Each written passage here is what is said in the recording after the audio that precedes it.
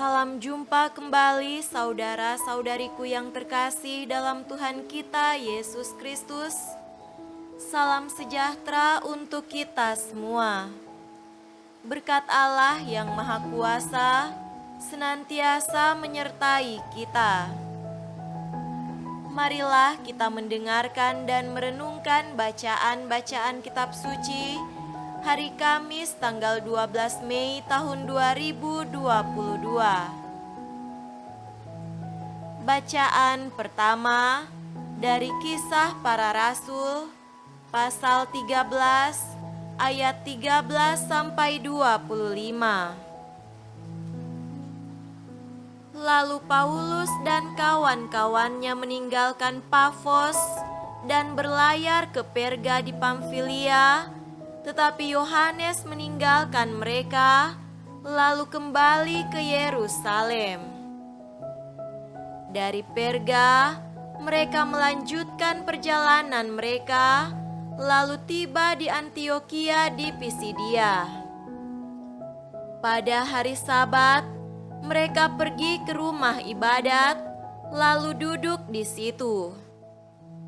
Setelah selesai pembacaan dari hukum Taurat dan kitab nabi-nabi, pejabat-pejabat rumah ibadat menyuruh bertanya kepada mereka, "Saudara-saudara, jikalau saudara-saudara ada pesan untuk membangun dan menghibur umat ini, silahkanlah." Maka bangkitlah Paulus. Ia memberi isyarat dengan tangannya, lalu berkata, "Hai orang-orang Israel, dan kamu yang takut akan Allah, dengarkanlah. Allah umat Israel ini telah memilih nenek moyang kita dan membuat umat itu menjadi besar ketika mereka tinggal di Mesir sebagai orang asing. Dengan tangannya yang luhur, ia telah memimpin mereka keluar dari negeri itu. 40 tahun lamanya, ia sabar terhadap tingkah laku mereka di padang gurun. Dan setelah membinasakan 7 bangsa di tanah Kanaan, ia membagi-bagikan tanah itu kepada mereka untuk menjadi warisan mereka selama kira-kira 450 tahun. Sesudah itu, ia memberikan mereka hakim-hakim sampai pada zaman Nabi Samuel. Kemudian mereka meminta seorang raja, dan Allah memberikan kepada mereka Saul bin Kish dari suku Benyamin 40 tahun lamanya. Setelah Saul disingkirkan, Allah mengangkat Daud menjadi raja mereka. Tentang Daud, Allah telah menyatakan, "Aku telah mendapat Daud bin Isai, seorang yang berkenan di hatiku dan yang melakukan segala kehendakku."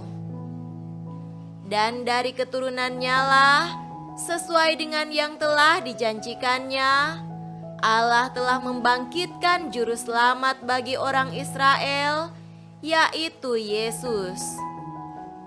Menjelang kedatangannya, Yohanes telah menyerukan kepada seluruh bangsa Israel supaya mereka bertobat dan memberi diri dibaptis. Dan ketika Yohanes hampir selesai menunaikan tugasnya, ia berkata, "Aku bukanlah dia yang kamu sangka, tetapi ia akan datang kemudian daripadaku. Membuka kasut dari kakinya pun aku tidak layak." Demikianlah sabda Tuhan. Syukur kepada Allah.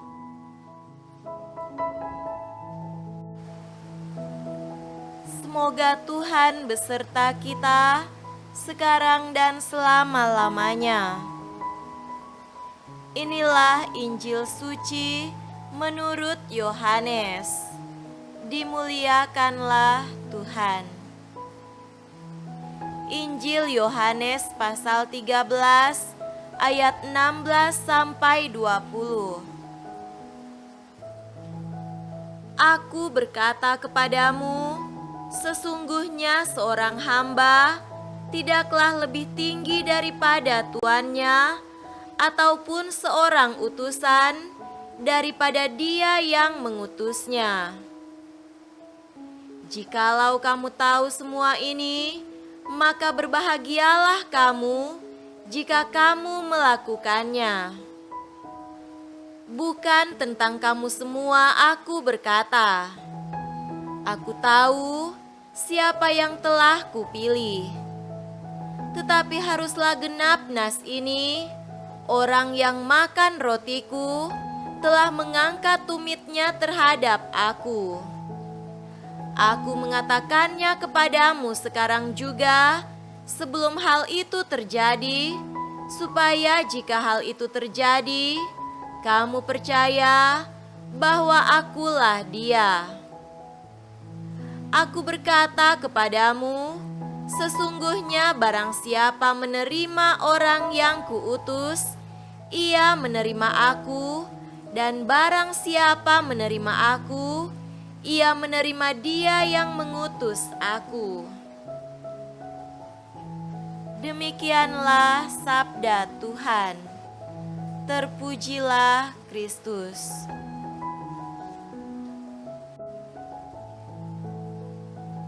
Saudara-saudariku yang terkasih dalam Tuhan kita Yesus Kristus, tema renungan kita pada hari ini adalah kita semua satu dalam Yesus. Sebuah lagu sederhana yang sering saya ajarkan kepada anak-anak sekami adalah dalam Yesus kita bersaudara. Lagu dengan ritme indah ini begitu inspiratif. Tentu di balik kata-kata lagu sederhana ini terkandung pesan bahwa di dalam Yesus Kristus kita semua adalah satu. Walaupun kita berasal dari negara, suku, tingkat ekonomi yang berbeda, namun toh kita semua satu dan sama di hadapan Tuhan Yesus. Saudaraku terkasih, bacaan Injil pada hari ini adalah kelanjutan dari bacaan hari sebelumnya, di mana sebelumnya kita mendengar bahwa Yesus dan Bapanya adalah satu. Hari ini, Yesus mengungkapkan bahwa kita dan Dia adalah satu. Jika kita menerima orang-orang yang diutusnya, maka kita menerima Dia.